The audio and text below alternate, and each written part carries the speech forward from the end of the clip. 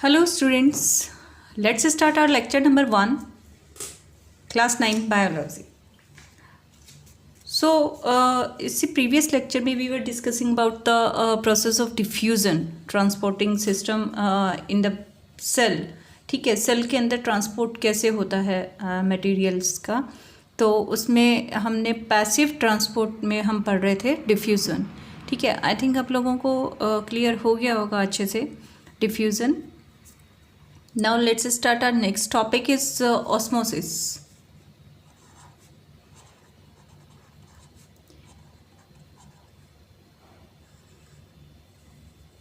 As I have already told you that passive transport is of two types, diffusion and osmosis. So diffusion already हम पढ़ चुके हैं.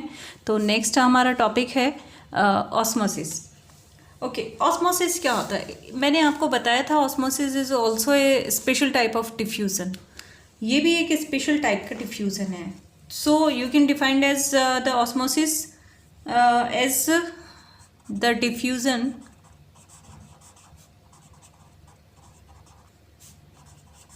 Of water,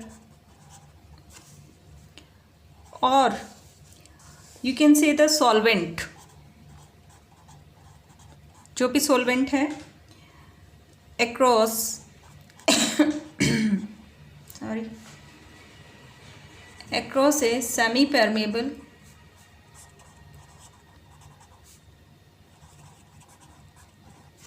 membrane, or you can say the selectively permeable membrane. Okay, semi permeable membrane from the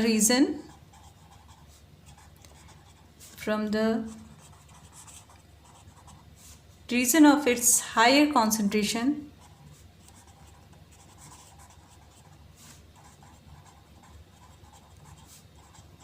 to the region of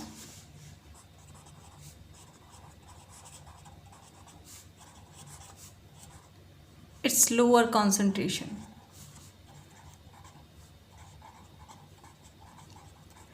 clear हुआ?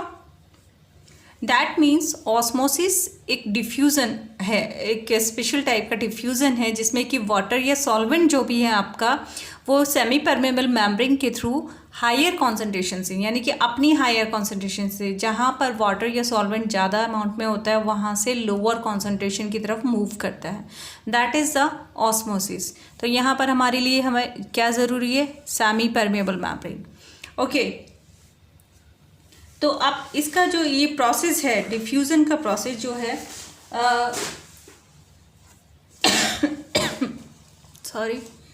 Diffusion का जो process है, it is also affected by the salts, और you can say the amount of substance dissolve in the water.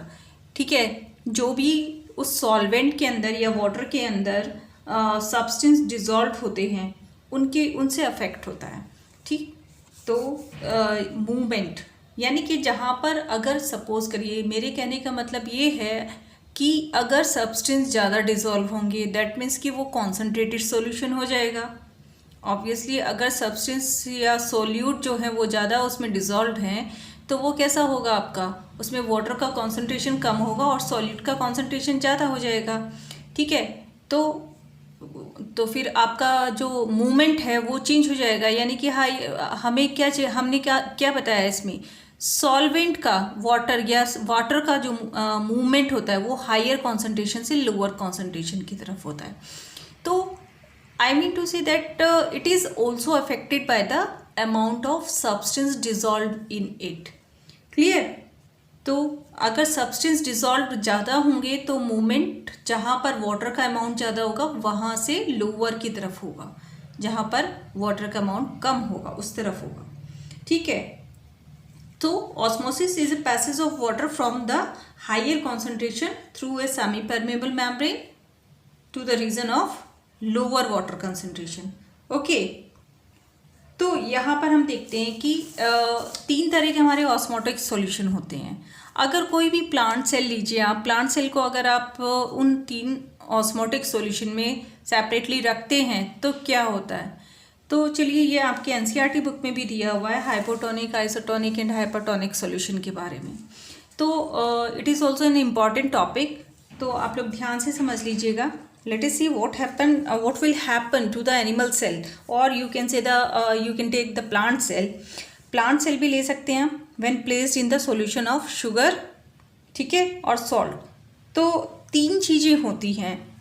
Okay, चलिए first हम लेते हैं यहाँ पर when the medium surrounding the cell, आपने प्लांट सेल लिया, सपोज करिए कि आपने प्लांट सेल लिया और उसे ऐसे मीडियम में रखा जहाँ पर हायर वाटर कॉन्सेंट्रेशन है। सेल के अंदर एक तो आपका सेल हो गया, सपोज करिए कि ये आपका सेल का पीस है, और आपने उसे ऐसे सॉल्यूशन के अंदर रखा जिसमें वाटर का अमाउंट ज़्यादा है, ठीक है, हायर वाटर कॉन्सेंट्रेशन है, तो सेल के अंदर वाटर कॉन्सेंट्रेशन कम है, ठीक। तब क्या होगा, हमने कहा ऑस्मोसिस जो है वो सेमी परमेबल मेम्ब्रेन के थ्रू हायर से लोअर की तरफ जाएगा। अब वाटर का अमाउंट कहाँ है ज़्यादा, यहाँ पर आउटर साइड में ज़्यादा है, क्लियर। और अंदर की तरफ कैसा है, अंदर की तरफ कम है वाटर, तो यहाँ पर क्या होगा, cell will gain the water. Movement कहाँ से कहाँ होगा, बाहर से अंदर की तरफ होगा, तो सेल के अंदर वाटर एंटर करेगा। हालांकि बाहर भी जाता है, सेल से बाहर भी निकलेगा, लेकिन जो ज़्यादा अमाउंट होगा वो बाहर से अंदर की तरफ होगा। मूवमेंट दोनों तरफ होता है। जब भी देखिए हम सेल को किसी भी सॉल्यूशन में रखते हैं तो मूवमेंट सेल के अंदर से बाहर की तरफ भी होता है और बाहर से अंदर की तरफ भी होता है। तो मैंने एक बात आपको कही थी कि डिसॉल्व सब्सटेंस पे डिपेंड करता है ऑस्मोसिस। तो यहाँ पर मूवमेंट कहाँ से कहाँ होगा, हायर कॉन्सेंट्रेशन से लोअर कॉन्सेंट्रेशन की तरफ, ठीक है। तो वाटर का कॉन्सेंट्रेशन हायर कहाँ है, बाहर, सेल से बाहर, और अंदर वाटर कॉन्सेंट्रेशन कम है, तो मूवमेंट बाहर से अंदर की तरफ होगा, तो सेल के अंदर वाटर जो है वो एंटर करेगा, ठीक है। सो ऐसे सॉल्यूशन को हम क्या बोलते हैं, hypotonic solution, hypotonic solution. Okay, तो इस तरह के सॉल्यूशन में water molecules are free to pass across the plasma membrane. देखो प्लांट सेल रखी है आपने, एनिमल सेल रखी, कोई भी रखी है, उसके बाहर की तरफ कौन सी मेम्ब्रेन होगी, प्लाज्मा मेम्ब्रेन होगी, ठीक है। तो प्लाज्मा मेम्ब्रेन, और प्लाज्मा मेम्ब्रेन आपको पता है सिलेक्टिवली परमेबल होती है, या you can say the semi permeable, कुछ भी बोल सकते हैं आप। तो वाटर का जो मूवमेंट है वो ज़्यादा कहाँ से कहाँ होगा, बाहर से अंदर की तरफ होगा। तो सेल कैसी हो जाएगी आपकी, स्वेल अप हो जाएगी, फूल जाएगी, क्योंकि वाटर जो है अंदर एंटर कर गया है, ठीक है। तो the cell is likely to be swell up. यहाँ हाइपोटोनिक सॉल्यूशन है। ऐसे सॉल्यूशन को हम, जो डाइल्यूट होता है ना, डाइल्यूट सॉल्यूशन आप इसको कह सकते हैं। डाइल्यूट सॉल्यूशन वो होते हैं जिसमें सॉल्वेंट का अमाउंट ज़्यादा होता है। ओके, सॉल्वेंट का अमाउंट ज़्यादा होता है। हमने कैसा सॉल्यूशन लिया था जिसमें शुगर या सॉल्ट घुली हुई है, लेकिन वहाँ पर शुगर या सॉल्ट बहुत कम अमाउंट में है और अंदर जो है वो ज़्यादा अमाउंट में कॉन्सेंट्रेटेड सॉल्यूशन है सेल के अंदर। तो वाटर का मूवमेंट बाहर से अंदर की तरफ हुआ, ठीक है, और सेल कैसी हो जाएगी, स्वेल अप हो जाएगी, फूल जाएगी, क्लियर। यही प्रोसेस हम जैसे अपनी डेली लाइफ में भी देखते हैं। एंडोस्मोसिस कहाँ पर देखते हैं आप, जैसे आपने रेजिन्स लिए, रेजिन्स किसको बोलते हैं, किशमिश को। किशमिश आप वाटर के अंदर भिगो के रख दीजिए, 1-1.5 घंटे बाद आप उसको देखेंगे वो फूल के, आपने ये किशमिश रखी थी पिचकी हुई सी, ठीक है, इस तरह की होती है ना किशमिश, तो आपने इसको वाटर में रख दिया, तो थोड़ी देर बाद आप क्या देखेंगे, वो कैसी हो जाती हैं, फूल जाती हैं, स्वेल अप हो जाती हैं, ठीक है। सो दिस इज़ आपने वाटर में रखा और अंदर क्या था, शुगर सिरप भरा हुआ था। रेजिन्स मीठी होती है ना, तो अंदर शुगर सिरप था, वाटर का अमाउंट बहुत कम था, तो मूवमेंट बाहर से अंदर की तरफ हुआ और रेजिन्स आपकी कैसी हो गई, फूल गई हैं, ठीक है। तो यही सेम प्रोसेस यहाँ पर भी होता है हाइपोटोनिक सॉल्यूशन में, जब आप प्लांट सेल को रखते हैं। Okay, this process is called the endosmosis.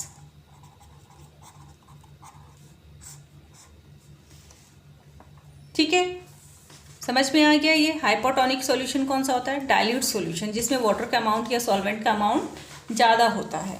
Clear. Now the second,